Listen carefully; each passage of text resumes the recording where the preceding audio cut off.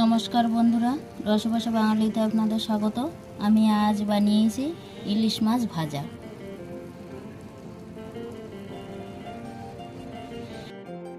বন্ধুরা, আজ আমি ডিম ভর্তি ইলিশ মাছ ভাজা করব। তার জন্য প্রথমে মাছটা ম্যারিনেট করে নেব। দেব পরিমাণ মতো নুন,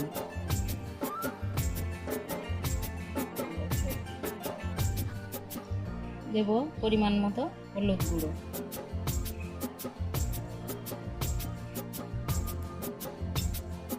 আর দেব কাঁচা সর্ষের তেল।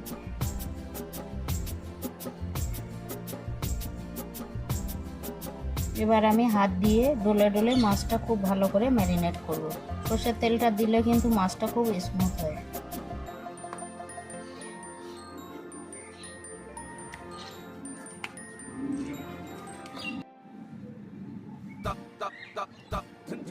মাছটা আমি 10 মিনিট মতো ম্যারিনেট করে রাখবো। বন্ধুরা, গ্যাসে একটা কড়াই বসিয়েছি, কড়াইটা গরম হয়ে গেছে। এবার দেব কড়াইয়ের মধ্যে বেশ কিছুটা সর্ষের তেল, কারণ আমি ইলিশ মাছটা ভাজা করব।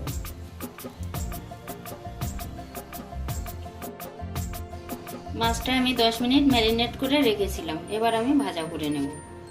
কড়াইয়ের তেলটা গরম হয়ে গেছে, এবার আমি একটা একটা করে মাছ দিয়ে দেব।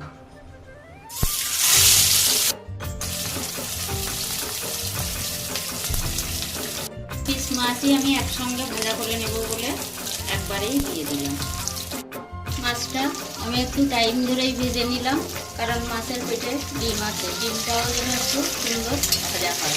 এবার আমি উল্টে দেবো, অপর দিকটা ভেজে নেব।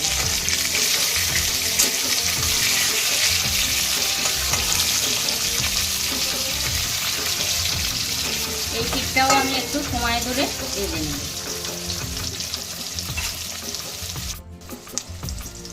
বন্ধুরা, মাছটা কিন্তু ভাজা করা হয়ে গেছে। এবার আমি একটা একটা করে তুলে নেব।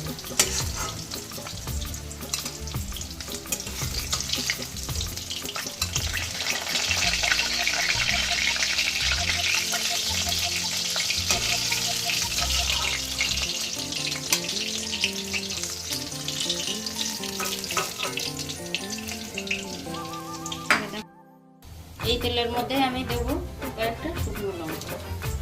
মাছ ভাজার সঙ্গে একটু শুকনো লঙ্কা হলে ভালো হয়।